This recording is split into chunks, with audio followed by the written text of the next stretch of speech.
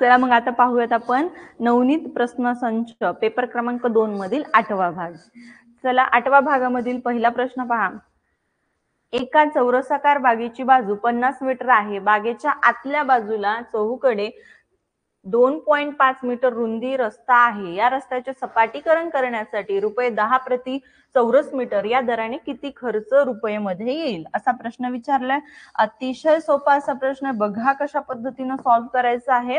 आता या ठिकाणी चौरसाकार बाग आहे बाळांनो. बाग कशी आहे? बाग आहे चौरसाकृती. बघा, चौरसाकार बागेची बाजू आहे 50 मीटर. ठीक आहे, 50 मीटरची बाग आहे, पण त्या बागेच्या आतल्या बाजूनं रस्ता करायचा आहे. रस्ता पहा, या ठिकाणी हा रस्ता कसा आहे? 2.5 मीटर रुंद आहे. किती? 2.5 मीटर. मग इकडून सुद्धा 2.5 मीटर वाढला, इकडून सुद्धा 2.5 आणि इकडनं सुद्धा 2.5. म्हणजे मध्ये आतमध्ये एक छोटासा काय झालाय? चौरस झालाय. मग त्या चौरसाची बाजू आपण किती आहे ती काढून घेऊयात. बाहेरील जो चौरस आहे तो 50 मीटर एवढा आहे. मग आतील बघा, ही जी बाजू आहे उभी बाजू, इथले बघा 2.5 मीटर आणि इथला 2.5 मीटर, किती झाले? 5 मीटर कट झाले. म्हणजेच काय? आतील जो चौरस आहे तो असणार आहे 45 मीटरचा. ठीक आहे, आतील चौरसाची बाजू जी असणार आहे ती 45 मीटर आहे. आता इकडचं सुद्धा 2.5 मीटर आणि इकडचं सुद्धा 2.5 मीटर, 2.5 आणि 2.5 5 मीटर. म्हणजे 50 मधून 5 मीटर वजा केले तर मधला जो चौरस आहे त्याची बाजू किती झाली? बघा, 45 मीटर. आता लक्षात आलं का?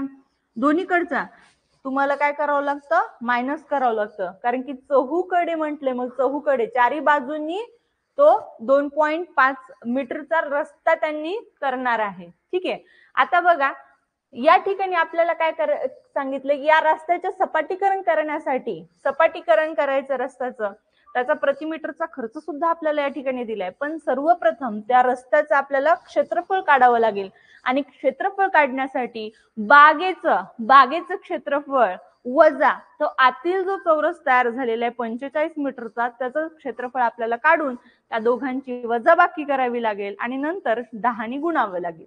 चला मग बागेचं क्षेत्रफळ काढून घेऊयात. बागेचं क्षेत्रफळ वजा आतील चौरसाचे क्षेत्रफळ.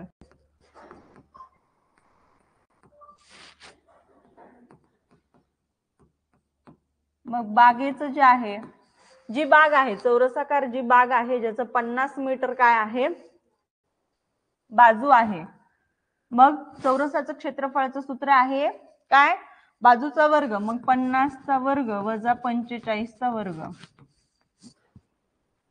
इथं कंसातले ते बाहेरील चौरसाचे म्हणजेच बागेचे क्षेत्रफळ वजा आतील चौरसाचे क्षेत्रफळ. मग 50चा वर्ग करायला अतिशय सोपा आहे. बघा, वर्ग करताना इथं जर एकक स्थानी 0 आणि तुम्ही वर्ग कराल तर दुप्पट होणार शून्याची, आणि 5चा वर्ग 25. सो 2500 हा 50चा वर्ग आहे. वजा आता इथं बघा एकक स्थानी 5 आहे, 5चा वर्ग 25 आणि 4 25. आहे की नाही काम सोपं? आता या 2500 मधून तुम्हाला 2025 मायनस करायचे. चला मायनस करून घ्या. शून्यातून 5 जात नाही, हातचा घेतला 5 आले इथं. त्यानंतर इथं 9 राहिले, त्यामधून 9 मधून तुम्हाला किती घालवायचे? 2 घालवायचे, म्हणजे 7 येणार. ठीक आहे, आता 5 मधून किंवा 4 मधून 4ला 4 ऍज इट इज, 2 मधून 2 गेला 0. 475 मीटर वर्ग. ठीक आहे, मीटर वर्ग हे काय आलं? ते जी तुम्हाला रस्त्याचं सपाटीकरण करायचं होतं त्याचं मीटर मध्ये आपण काढून घेतलं की 475 मीटर वर्ग त्याचं येणार आहे. मग त्याला आपल्याला खर्च काढायचा आहे. प्रति मीटरचा खर्च दिलाय आपल्याला 10 रुपये.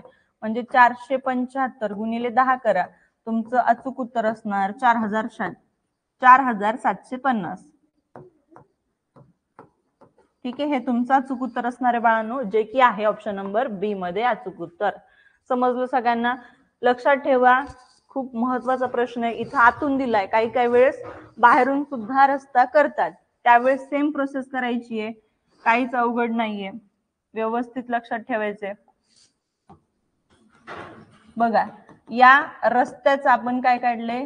क्षेत्रफळ काढून घेतलं, खर्च सांगितला होता प्रति मीटरचा आणि खर्च काढायला सांगितलं असल्यामुळे आपण क्षेत्रफळाला 10 ने गुणलं आणि याचा खर्च काढून घेतला. किती होतोय? 4750 रुपये एवढा खर्च होत आहे. समजलं सगळ्यांना? ठीक आहे, त्यानंतर पुढचा प्रश्न घ्या. पुढचा प्रश्न आहे, पुढील आयताकृती पैकी कोणाचे क्षेत्रफळ सर्वात जास्त आहे आणि किती आहे? या ज्या आयताकृती आपल्याला दिल्या आहेत त्यापैकी कोणत्या आकृतीचं क्षेत्रफळ सर्वात जास्त आहे असं विचारलेलं आहे. तर सर्वप्रथम आपण आकृती ए पाहूया, ज्याची की लांबी आहे 18 आणि रुंदी आहे 10 मीटर. मग आयताचं क्षेत्रफळ काय आहे? तर लांबी गुणिले रुंदी. आयताचं क्षेत्रफळ लांबी गुणिले रुंदी. चला, लांबी आहे 18, रुंदी आहे 10. पहा, याचं क्षेत्रफळ किती येणार? तर 10 गुणिले 80 किंवा 80 गुणिले 10 180 सेंटीमीटर वर्ग. ठीक आहे, किती आलं? 180 सेंटीमीटर वर्ग. त्यानंतर इथं 14चा वर्ग, 14 गुणिले 14 काय येणार? 196 सेंटीमीटर वर्ग. ओके, आता इथं बघा 16 गुणिले 12. तर या ठिकाणी तुम्ही काय करायचं, तुम्हाला गुणाकार करून घ्यायचा आहे. 12 सख 72. ठीक आहे, 7 उरले, 12 एक 12. 12 मध्ये तुम्हाला काय मिळवायचे? 7 मिळवायचे बाळांनो. किती येणार? येस, किती येणार? 192 येणार. ओके, मग हे किती आलं? 192 सेंटीमीटर वर्ग. इथं पुरत नाही जागा, इकडे घेते. 12 गुणिले 16 192 सेंटीमीटर वर्ग. ठीक आहे, आता इथं बघा 11 गुणिले 17 काय येणार? इथं 11 सत्ती 77. 7 उरले, 11 एक 11 अधिक 7 8 की सेंटीमीटर वर्ग. बघा, म्हणजे इथं किती आलं उत्तर? 187. इथं किती आलं? 192. इथं किती आलं? 180. आणि इथं किती आलं? 196. मग आता अरे इरेजर का ऍक्टिव्ह झालं? तर या ठिकाणी आपलं फायनल आन्सर बघा, तर सर्वात जास्त कोणत्या आयताकृतीचं क्षेत्रफळ आहे कम्पेअर करा. तर इथं आपला ऑप्शन नंबर बी असणार आहे. ठीक आहे, म्हणजे हा जो आहे बी तो आपलं आन्सर असणार आहे. बघा, बी मध्येच बी दिलाय, चौकोन बी, ज्याचं की आहे 196 सेंटीमीटर वर्ग क्षेत्रफळ. सो आपलं फायनल आन्सर असणार आहे ऑप्शन नंबर बी. समजलं सगळ्यांना? लक्षात आलं? चला पुढचं उदाहरण घेऊयात. सायकलच्या चाकात एकूण 24 तारा आहेत. लगतच्या तारामधील कोण आहे? सायकलच्या चाकात, सायकलचं चाक सगळ्यांना माहितीये का? चला, सायकलच्या चाकात एकूण 24 तारा आहेत. किती तारा आहेत? 24 तारा आहेत. सायकलचं चाक आहे, याच्यामध्ये 24 तारा आहेत. तारा लक्षात आल्या? ह्या किती? 24 तारा आहेत असं सांगितलंय. मग आता सायकलचं चाक गोल आहे, म्हणजे त्याचा पूर्ण कोन किती? पूर्ण कोन झाला ना. मग पूर्ण कोन किती अंश मापाचा असतो? तर 360 अंशाचा असतो. म्हणून त्या 360ला तुम्हाला 24 न काय करावं लागेल? भाग द्यावा लागेल. मग 360 भागिले 24, 24 एक 24, 24 एक 24. 36 मधून 24 वजा करा, 12 उरणार, 24 5 120. तो फायनल आन्सर आलं 15 अंश, जे की आहे ऑप्शन बी मध्ये उत्तर तुमचं. चला पुढचं उदाहरण पहा.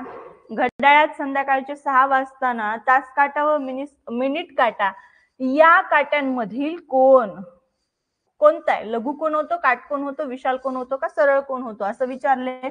घड्याळ बघा, घड्याळामध्ये किती वाजलेत? संध्याकाळचे 6 वाजलेत असं सांगतायत.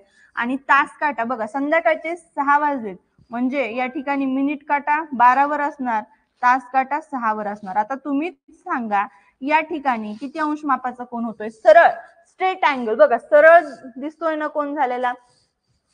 180 अंश मापाचा कोणता कोण असतो? तर सरळ कोण असतो. म्हणून या प्रश्नाचं उत्तर असणार आहे ऑप्शन नंबर डी, सरळ कोण. बघा किती सोपा असा प्रश्न विचारला या ठिकाणी.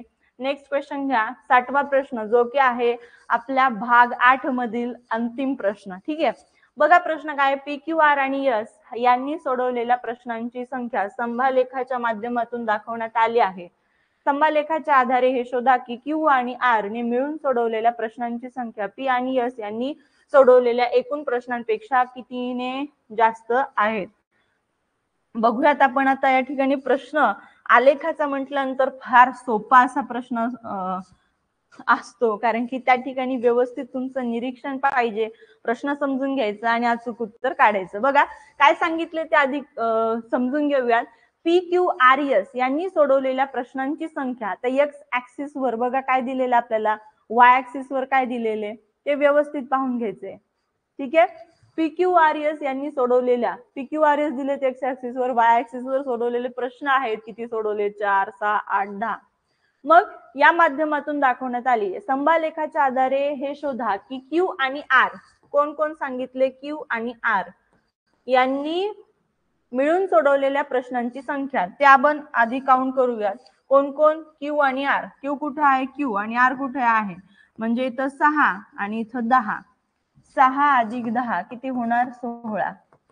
ठीक आहे. यांनी मिळून सोडवलेले जे प्रश्न आहेत ते 16 आहेत. त्यानंतर पी आणि एस. मग पी कुठं आहे बघा, पी आणि एस. तर पी न सोडवलेले 4 आणि एस न किती सोडवलेले? तर एस न 8 प्रश्न सोडवलेले. 8 आणि 4 12. चला फरक काढायचा म्हणजे वजाबाकी करायची, तुम्हाला हे लक्षात घ्या. पी अधिक एस. ठीक आहे. आता या ठिकाणी 16 मधून 12 घालवा, काय उरणार? 4. म्हणून आपलं अचूक उत्तर काय असणार आहे? Option number A. बघा किती सोपा होता प्रश्न. या पद्धतीने तुम्हाला त्याचं उत्तर काढायचं आहे. फक्त व्यवस्थित तुम्हाला तो बार बघायचा आहे. पीचं तुम्हाला काउंट करायचं. पीचा बार बघा, 4 इथं आहे, येत आहे. क्यूचं 6 प्रश्न सोडवलेत, आर 10, एस नी 8. तर अशा पद्धतीने व्यवस्थित बघायचे, काय सांगितले ते समजून घ्यायचं आणि अचूक उत्तर काढायचं आहे.